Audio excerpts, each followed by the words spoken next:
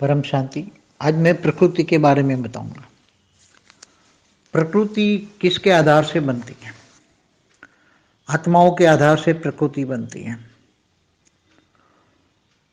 तो तमोप्रधान प्रकृति, तमोप्रधान आत्माएं बनाती है। अपने संकल्पों से जो रिएक्शन आता है, वायुमंडल बनता है, लोगों की सोच से वायुमंडल बनता है, तो तमोप्रधान प्रकृति बनती है। और तमोप्रधान प्रकृति धीरे धीरे करके जो आत्माएं तमोप्रधान बन गई मनुष्य रूप में, उनको उनके कर्मों का हिसाब किताब उनको ही चुकते कराती है। प्रकृति ही सजा देती है। प्रकृति के पांच ही तत्व उनको सजा देते हैं। तो कलयुग में लोगों की नेगेटिव सोच के कारण कलह युग, कलह माना लड़ाई झगड़ा, कलह लड़ाई झगड़ा अनेक धर्म मठ पंथ संप्रदाय के नाम पे, तो प्रकृति भी तमोप्रधान बन जाती हैं। पांचों तत्व इम्बैलेंस हो जाते हैं। फिर वो पांचों तत्व दुखदायी बन जाते हैं। और इतने दुखदायी बन जाते हैं तो नेचुरल कैलेमिटियाँ होती हैं, और वो प्रकृति के पांचों तत्व फिर विनाश कर देते हैं, मनुष्य को खात्मा कर देते हैं। फिर सतयुग आता है, सतोप्रधान प्रकृति बनती है, सतोप्रधान मनुष्य बनते हैं। फिर सतो रजो तमो, ऐसे साइकिल चलती रहती धरती पर। ऐसी तरह सूक्ष्म अवतार में भी भूलोक बुबुरुलोक स्वर्गलोक में भी सतो रजो तमो की इफेक्ट होती है। और जब तीनों लोग, भूलोक बुबुरुलोक स्वर्गलोक, तीनों लोकों में भी रहने वाले देवता, ब्रह्मांड का एक दिन माना है, ब्रह्मांड का एक कल्प में 1000 चतुर्युग होता है, 14 युगांतर होता है,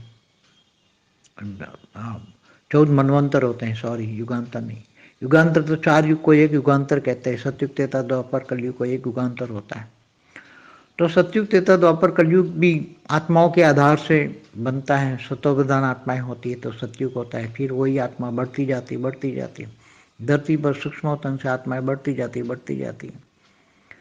फिर आत्माएं सतयुग त्रेता द्वापर कलयुग में बहुत बढ़ती हैं, तब प्रकृति विनाश कर देती हैं, या शंकर द्वारा विनाश करवाया जाता है। शंकर तीसरा नेत्र खोल के आग लगाकर विनाश कर देते हैं। 4 युग पूरा होने पर अर्ध प्रलय होता है। ऐसे 71 अर्ध प्रलय होने पर एक पूरा धरती पर पूरा प्रलय होता है, पूरी मनुष्य सृष्टि खत्म हो जाती है, उसको मनवंतर कहते हैं। और ऐसे 14 मनवंतर होने पर कल प्रलय होता है। तीनों लोग, भूलोक बुबुरुलोक, तीनों लोग खत्म हो जाते हैं। विष्णु सूर्य में प्रवेश करके 12 सूर्य की अग्नि पैदा करके तीनों लोग जला के भस्म कर देते हैं। और ऐसी तरह महाकल्प प्रलय में पूरा शिव सूर्य में प्रवेश करके पूरे ब्रह्मांड को काल अग्नि में जलाकर भस्म करते हैं।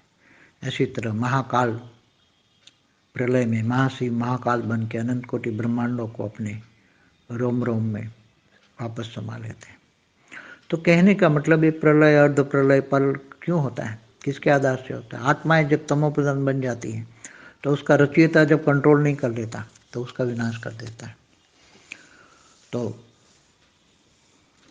आत्माओं के आधार से ही ये ब्रह्मांड चलता है। ब्रह्मांड में ये सतो रजो तमो 3 स्टेज होती हैं। तमोप्रधान स्टेज होती है मृत्युलोक में, और रजो प्रधान स्टेज होती हैं देवताओं में, और सतो एकदम सतो तीनों गुणों से भी ऊपर, त्रिगुणातीत 3 गुणों से भी ऊपर निर्गुण निराकार बनती है। तो निराकारी स्टेज में परमधाम में आत्मा निराकारी बन जाती है, तीनों गुणों से रहित, त्रिगुणातीत, तब निराकारी स्टेज बनती है। तो कहने का मतलब कि पूरे ब्रह्मांड का सर्जन विसर्जन क्यों होता रहता है? आत्माओं के आधार से। अब आत्माएं किसके आधार से चलती हैं? ब्रह्मा विष्णु शंकर चलाते हैं। ब्रह्मा विष्णु शंकर को कौन चलाता है? आदि ब्रह्मांड की आदि शक्ति। ब्रह्मांड की आदि शक्ति को कौन चलाता है? आदि शिव, आदि परम पुरुष। ब्रह्मांड का आदि शिव, आदि परम पुरुष।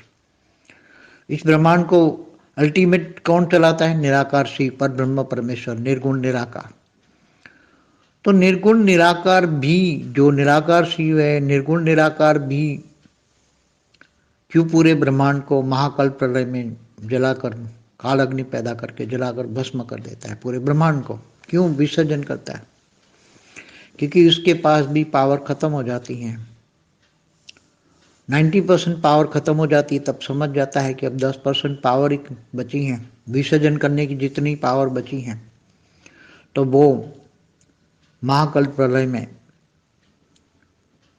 सूर्य में प्रवेश करके काल अग्नि पैदा करके पूरे ब्रह्मांड को जलाकर भस्म हो जाते हैं। तब सभी आत्माएं खत्म हो जाती है, आत्माओं का विनाश होता है, आत्माएं खत्म हो जाती हैं। ऐसी तरह महाशिव भी महाकाल प्रलय में, महाशिव माना महाकाल, मतलब पूरी गैलेक्सी आकाश गंगा को, जितने ब्रह्मांड है, अनंत कोटि ब्रह्मांडों को अपने रोम रोम में समा लेता है। तो ऐसी तरह परम महाशिव यूनिवर्स भी सर्जन विसर्जन होता है, पूरा मल्टीवर्स भी सर्जन विसर्जन होता है। तो ये कहने का मतलब है कि प्रकृति के पांचों तत्व जो हैं वो तो कुछ भी नहीं है, मृत्युलोक है, वो तो कुछ भी नहीं है। उससे ऊपर सूक्ष्मोतन भी खत्म होते हैं, ब्रह्मांड भी खत्म होता है, महाब्रह्मांड भी खत्म होता है। तो वो भी प्रकृति है ना, महाब्रह्मांड की प्रकृति है, ब्रह्मांड की निराकार, ब्रह्मांड की निराकार प्रकृति है, अलग अलग टाइप की प्रकृति है ना, प्रकृति तो है। निराकार शिव ने जब ब्रह्मांड की सर्जन किया, सर्जन करने के लिए निराकारी से आकारी बने, आदि शक्ति बनाई, ब्रह्मा विष्णु शंकर की रचना की। तो निराकारी स्टेज में भी इच्छाएं हुई, तब तो इच्छाएं निराकारी स्टेज में इच्छा, निर्गुण निराकार तो कहते हैं, मगर निराकारी इच्छा तो है ना, निराकार इच्छा कि मैं ब्रह्मांड का सर्जन करूं। महाशिव की भी इच्छा थी कि मैं महाब्रह्मांड का सर्जन करूं। महाशिव ने भी एक संकल्प किए और अनंत अनंत शिव पैदा हो गए। जैसे हमारे आकाश गंगा में 800 अरब सोलर सिस्टम है, तो 800 अरब शिव है, एक सोलर सिस्टम माना एक ब्रह्मांड, तो एक ब्रह्मांड का रचयिता निराकार शिव, तो निराकार का शिव का रचयिता महाशिव है। तो महाशिव का भी नेचर तो सर्जन करने का हुआ ना, सर्जन, हम यहाँ नेचर की बात करते हैं। नेचर माना प्रकृति, स्वभाव, संस्कार, किसके किसके स्वभाव संस्कार से निराकारी दुनिया बनी, निराकार शिव बने, महाशिव निराकार बना। तो जरूर महाशिव को भी रचित करने वाला परमाशिव की प्रकृति भी निराकार होगी, भले वो त्रिगुणातीत है, मगर अंदर से निराकार में भी उसकी निराकारी प्रकृति है, निराकार में भी उसकी निराकारी प्रकृति है। जिसको हम लाइट कहते हैं, उसके ऊपर माइट होती है, माइट वो प्रकृति होती है। निराकार के ऊपर माइट होती है, प्रकृति होती है, और माइट वो वायुमंडल में होते हैं तो उसको सर्जन करने की इच्छा होती है, और माइट सर्जन करने का संकल्प करती है, और ऊपर से हर आत्मा अनेक निराकारी दुनिया बन जाती है। चाहे यूनिवर्स बना हो, चाहे ग्रेट यूनिवर्स बना हो, चाहे ग्रेट यूनिवर्स बना हो, चाहे पूरा मल्टीवर्स बना हो। तो क्यों बना? जब अंदर प्रकृति भी, मतलब प्रकृति माना सोच, स्वभाव, संस्कार, निराकारी भी सोच है। पूरा मल्टीवर्स बनाने वाला का भी तो मल्टीवर्स क्रिएशन का एक प्रकृति है ना, उसकी सोच है ना, संकल्प है ना। बिना संकल्प तो निराकार से सृष्टि निराकारी नहीं बनेगी ना, बिना। तो ये निराकारी सोच भी निराकार प्रकृति है, निराकार प्रकृति है। जो निराकार प्रकृति माना लाइट के अंदर, लाइट माना पावर है, पावर के ऊपर एक माइट होती है, जिसको हम लाइट के ऊपर परम महतत्व से बनी होती है। तो चाहे एक कला की शिव की भी प्रकृति, चाहे महाशिव की प्रकृति, चाहे 100 कला की प्रकृति निराकार प्रकृति, चाहे 21 कला की निराकार प्रकृति, चाहे 1 करोड़ पेढ़ी वाले की निराकार प्रकृति, चाहे बेहद की निराकार प्रकृति, सब प्रकृति। तो जहाँ लाइट है वहाँ माइट है। लाइट के ऊपर आवरण जो एक होता है, लाइट का पहला आवरण होता है माइट, जिसको हम लाइट की प्रकृति कहेंगे। तो प्रकृति स्थूल, सूक्ष्म, निराकार प्रकृति, महाप्रकृति, महाशिव की महाप्रकृति, निराकार 100 कला की निराकार प्रकृति, 1 करोड़ पेढ़ी वाले की निराकार प्रकृति, बेहद के कला की निराकार प्रकृति, ये सब प्रकृति प्रकृति प्रकृति प्रकृति से ही सब कुछ सर्जन होता है। तो प्रकृति का अति सूक्ष्म बात मैं बताता हूँ, अति सूक्ष्म। हमेशा सोचो निराकारी प्रकृति भी है, निराकारी प्रकृति ही संकल्प चलाती है, तब निराकारी सृष्टि भी बनाती है, और निराकारी से फिर आकारी और साकारी बनते हैं। निराकारी दुनिया, हर ब्रह्मांड में निराकारी से आकारी, आकारी से साकारी, महाब्रह्मांड, चाहे कोई भी कहीं भी रचना हो, चाहे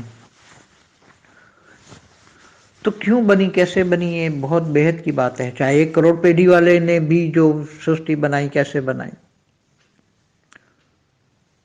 तो निराकारी अंदर सोच कहाँ से आई, निराकारी सोच, सृष्टि के संकल्प करने वालों की सोच।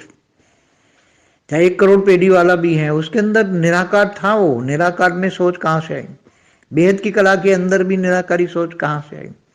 बेहद की कला का ऑलमाइटी, जो बेहद का परमपिता, उसके अंदर भी सर्जन करने की सोच कहाँ से आई। जरूर कहीं ना कहीं लाइट के ऊपर कोई ना कोई आवरण है जो उसको सोचने पे मजबूर करता है, और वही उसकी सोच ही चलाने वाली माइट मानस शक्ति, लाइट की माइट मानस शक्ति ही सर्जन कराती है।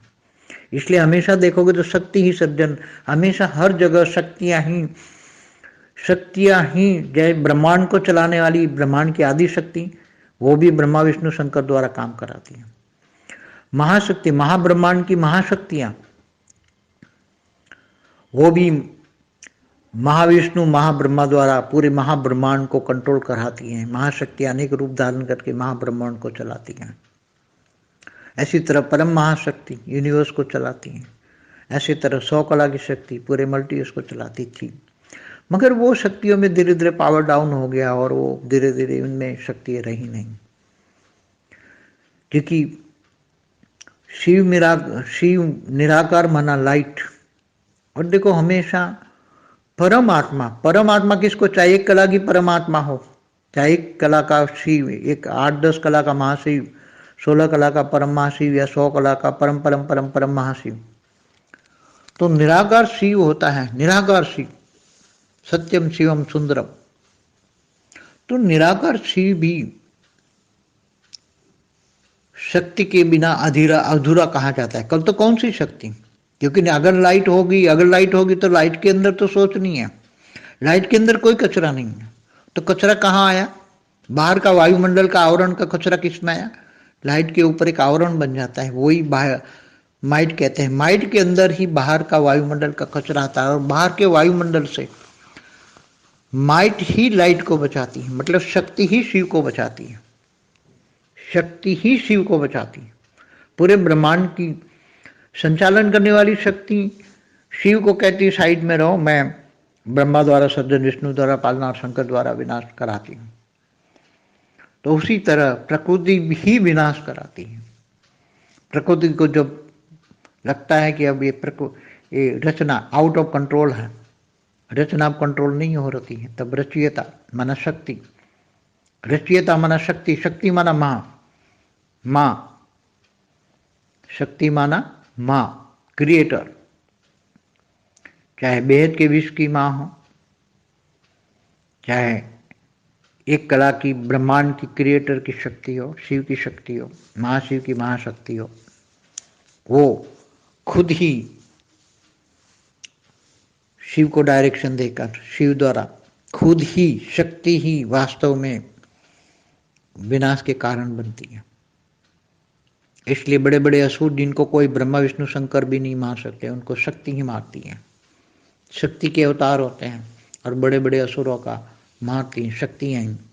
और शक्तियाँ जब मारती है तो उनकी नेगेटिविटी, असुरों को मारने की शक्तियाँ, नेगेटिविटी जरूर शक्ति में आती हैं, और शक्ति के अंदर नेगेटिव कचरा बहुत पहले आता है, और वो धीरे धीरे बहुत शक्ति में जब नेगेटिविटी आती है, पूरे ब्रह्मांड की नेगेटिविटी शक्ति ब्रह्मा विष्णु शंकर के जरिए शक्ति में आती है, तब शक्ति वो सहन नहीं कर सकती, तब वो खुद शिव की अर्धांगिनी है, शिव के अंदर प्रवेश कर जाती है, और शिव के अंदर संकल्प चला के वो निराकारी बन के, निराकार शिव में प्रवेश करके, सूर्य में प्रवेश करके, निराकारी शक्ति, वो ही शक्ति विनाश के रूप बनते हैं। सर्जन के लिए भी शक्ति, सर्जन ही शक्ति ही सर्जन करती है, माना माँ है, तो माँ के द्वारा ही विनाश होता है। तो जो शक्ति जो सर्जन करता है वही विसर्जन करता है, जो सर्जन करता है वही विसर्जन करता है। तो शिव शक्ति के द्वारा करवाता है, शिव शक्ति के द्वारा करवाता है, महाशिव महाशक्तियों के द्वारा करवाते हैं। तो शक्तियों में वो शक्ति है पूरा कंट्रोल करने की शक्तियां महाशक्ति महाशक्ति परमहाशक्तियों में है। इसलिए चाहे ब्रह्मांड की शक्ति हो चाहे महाब्रह्मांड की महाशक्तियां हो, सब सर्जन भी करती हैं विसर्जन भी कर देती हैं। वही निमित्त बनती है चलाने के लिए। वो महाविष्णु द्वारा महाब्रह्मांड को चलाती हैं, महाब्रह्मा द्वारा महाब्रह्मांड का ज्ञान भी लोगों को दिलाती हैं। सब कुछ शक्ति शक्ति ही होती है। लाइट तो शिव पर वो नेगेटिविटी नहीं आने देती। शक्ति अपने आप सब शक्ति को नेगेटिविटी धारण करती है। शक्ति ही सब कुछ नेगेटिविटी धारण करती है और शिव तक जाने नहीं देती, शिव को बचा के रखती है। मगर शक्ति जब बहुत इतनी नेगेटिविटी आती है तो वो शक्ति भी नेगेटिविटी सहन नहीं कर सकती। तब वो सूर्य में शिव नेगेटिव शक्ति भी शिव में प्रवेश करके निराकार में प्रवेश करके निराकारी बन के पूरा ब्रह्मांड को वही शक्ति समाप्त कराती हैं, विसर्जन कराती हैं। और सर्जन भी वही करती है, वही विसर्जन करती है।